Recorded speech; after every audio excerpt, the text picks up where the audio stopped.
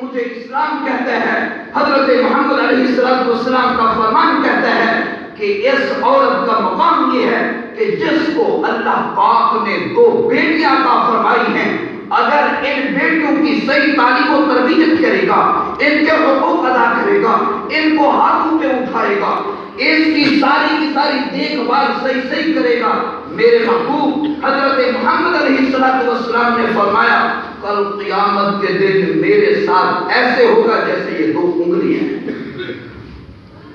اگر تم بیٹی ہے تو اللہ نے تمہیں یہ مقام دیا ہے، اسلام نے تمہیں یہ مقام دیا ہے۔ آج تو اسلام کو کہتے ہیں کہ میرا جسم میری مرضی۔ افسوس ہے تیرے اوپر، اسلام نے تمہیں مقام دیا ہے، حیثیت دی ہے۔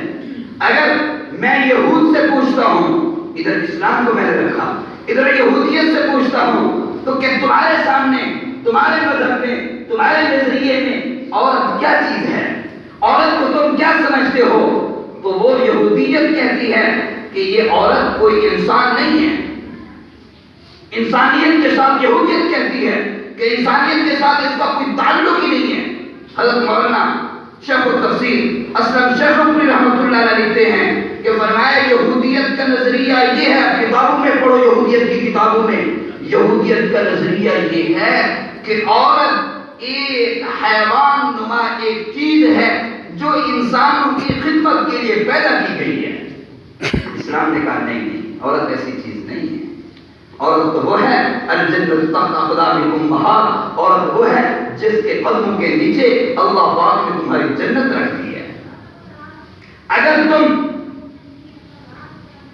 قدسی جان ڈسپلن سے پوچھتے ہو، ایک یہ بڑا فلسفہ بھی گزرا ہے، سائنس کی ایجاد کرنے والا ایک انسان گزرا ہے، اگر ہم اس سے پوچھتے ہیں کہ عورت کیا ہے، وہ کہتا ہے کہ عورت جو ہے یہ دوزخ کا دربان ہے اور امن کی دشمن ہے۔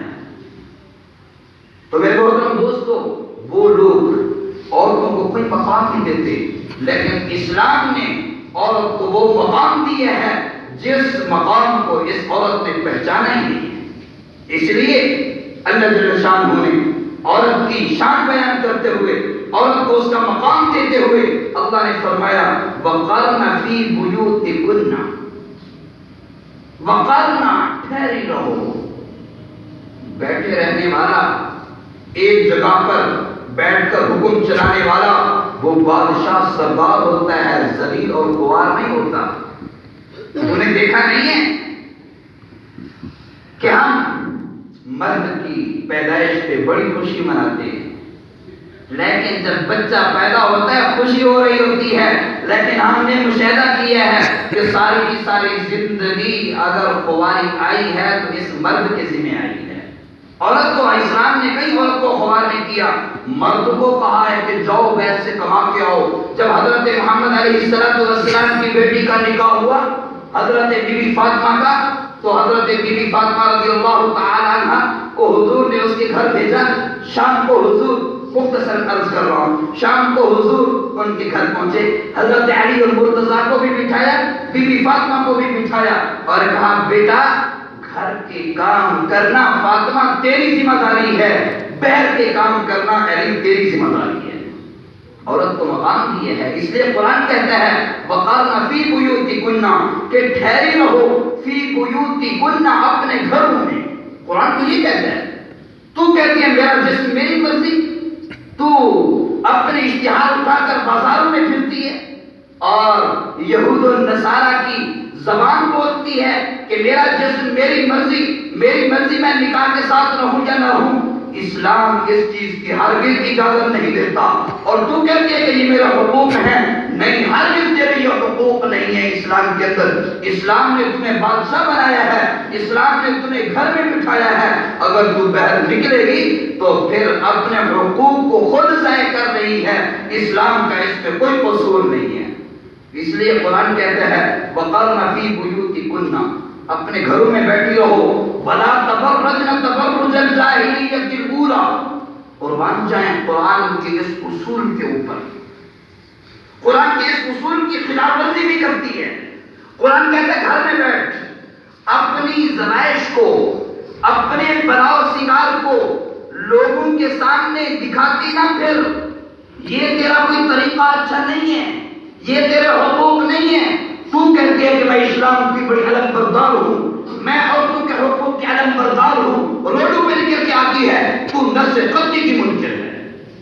قرآن تمہیں کہہ رہا ہے گھر میں بیٹھ، اور پھر تیرے ساتھ اور بھی لبرل قسم کے لوگ ہو جاتے ہیں، جیسے یہ آواز بولنے والی گناہگار، اس طرح کے وہ لوگ بھی گناہگار ہیں، تو اس طرح نکلتی، تیرے ساتھ کے لوگ اس طرح آواز دیتے کہ بیٹوں کو وراثت کا حصہ دو، ہم اس کے ساتھ ہوتے۔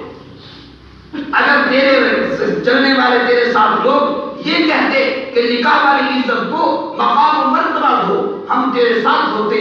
اگر تمہیں یہ کہا جاتا کہ عورت کے سارے حقوق دو، شریعت تیرے ساتھ ہوتی۔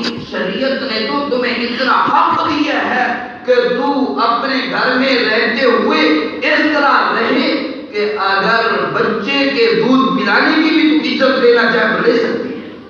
اسلام نے تمہیں حق دیا ہے، آج اسلام کے اوپر تو زبان چلاتی ہے۔ میرے محترم دوستو، یہ یہود و نصارہ کی چال ہے۔ ہماری بچیوں کے ساتھ وہ کھیل رہے، ہماری عزتوں کے ساتھ، ہماری اسلامی تہذیب و تمدن کے ساتھ کھیل رہے ہیں۔ اور یہ یاد رکھیں، جب تک مسلمان موجود ہیں اس وقت تک اسلامی تہذیب اور تمدن کے ساتھ کوئی نہیں کھیل سکتا۔ اسلامی تہذیب و تمدن کے ساتھ میری اور آپ کی بقا ہے، اسلامی تہذیب و تمدن کے ساتھ میری اور آپ کی عزتیں جڑی ہوئی ہیں، میری اور آپ کی عزتوں کی بقا ہے۔ اگر اسلامی تہذیب و تمدن کو میں نے اور آپ نے چھوڑ دیا تو میری اور آپ کی بچوں کی عزتوں کی پھر پامال ہو جائیں گی۔ یہ اسلام نے مقام دیا ہے، عورت کو کہا ہے، مرد کو کہا ہے کہ اگر خامد ہے تو تو اس کی عزت کر، اگر خامد ہے تو میرے نبی حضرت محمد علیہ السلام عورت کے ساتھ بیٹھ کر پر میں آگ جلا رہے ہیں، عورت کے ساتھ بیٹھ کر گھر کا کام کاج کرا رہے ہیں۔ اسلام نے عورت کو وہ مقام دیا ہے، اسلام کے اندر عورت کا وہ کردار ہے، وہ مقام ہے، وہ اہمیت ہے کہ ہر کامیاب آدمی کے پیچھے ایک عورت کا ہاتھ ہوتا ہے۔ تو ہماری عورتوں کو ناکام کرنا چاہتی ہے۔ اگر میں حضرت محمد علیہ السلام کی زندگی کا سب سے پہلے واقعہ دیکھوں تو اس میں بھی عورت کا بہت بڑا کردار ہے۔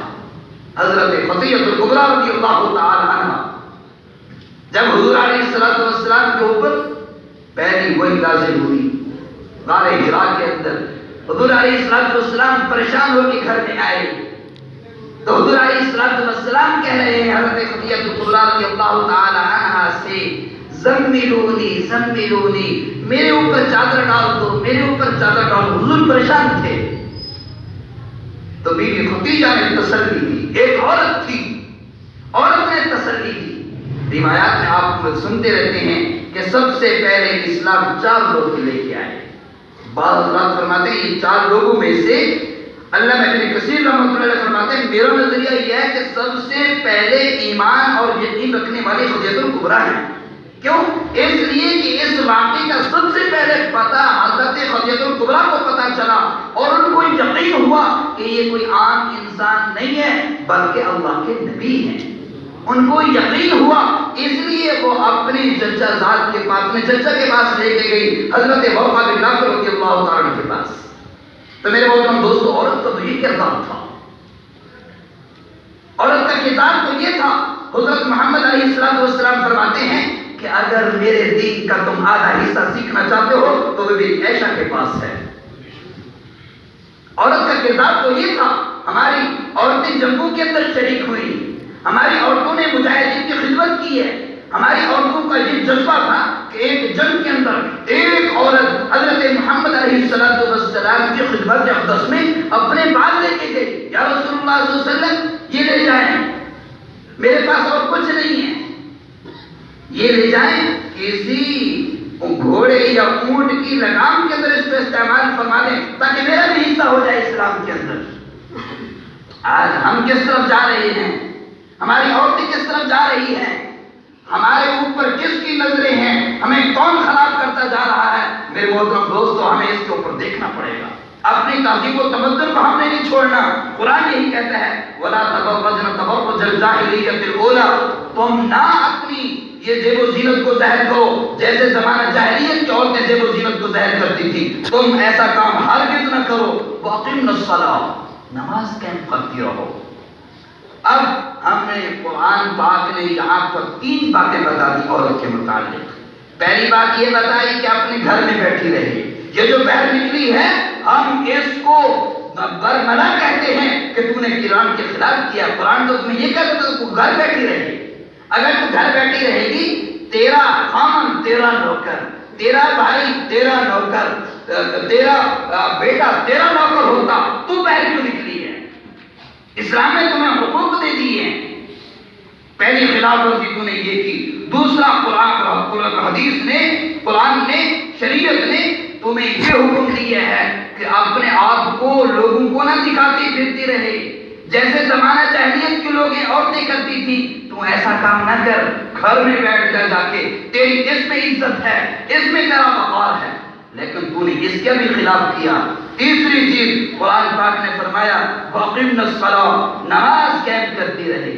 ہم ذرا ان سے پوچھیں، ان کو پکڑیں، ان سے پوچھیں جا کے کہ کم از کم تمہیں نماز بھی آتی ہے، تمہیں کلمے بھی آتی ہیں، اسلام کا دور دور سے تمہارے ساتھ پر واسطہ بھی ہے کہ تم ہماری عورتوں کی ترجمان کرتی پھرتی جا رہی ہو، اور وہ مرد جو ان کے ساتھ مل کر ہماری تہذیب و تمدن کی دھجیاں اڑا رہے ہیں، ہم ان سے بھی جا کے پوچھیں کہ تمہاری اسلام اور دین اور ایمان کی کیا کیفیت ہے؟ اسلام نے تو یہ مقام دیا تھا عورت کو کہ وہ گھر میں بیٹھے اور نماز ادا کرے، وَأَقِمْنَا الصَّلَاةَ وَآتِينَا الزَّكَاةَ، اور زکات کو ادا کرے، وَأَطِعْنَا اللَّهَ وَرَسُولَهُ، اور اطاعت کرے اللہ کی اور اس کے رسول کی۔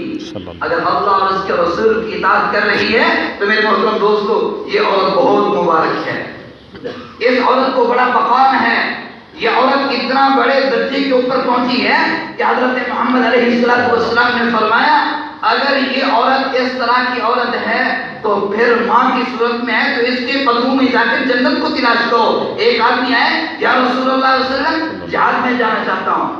حضور نے فرمایا تیری ماں ہے؟ جی ماں زندہ ہے۔ تو حضور علیہ السلام نے فرمایا جاؤ ماں کی خدمت کرو، اللہ پاک تمہیں جہاد میں اس عورت کی خدمت کرنے کے اندر ثواب عطا فرما دے گی، ماں کی جا کے خدمت کرو۔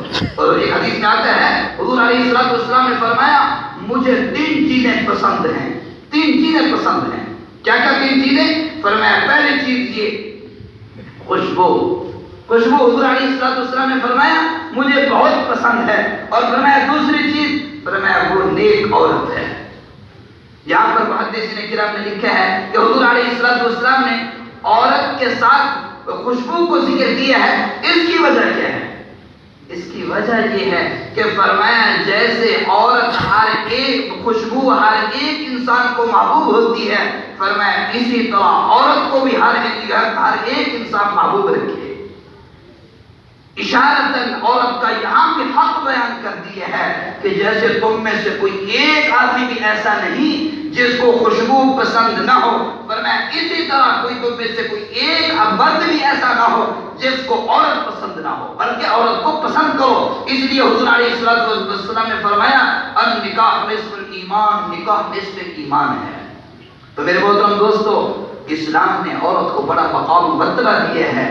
یہ زمانے جاہلیت کی باتیں ہیں، یہ جہلا کی باتیں ہیں کہ عورتوں کو حقوق نہیں دیے جا رہے۔ میں تو یہی کہتا ہوں کہ یہ ان کا تو دور دور سے بھی اسلام کے ساتھ تعلق ہی نہیں ہے، جو اس قسم کے نعرے لگا رہے ہیں کہ میرا جسم میری مرضی۔ اللہ پاک مجھے اور آپ کو صحیح مانے اپنی عورتوں کے حقوق کے ادائیگی کی توفیق عطا فرمائے، اور ہماری اپنی عورتیں اپنے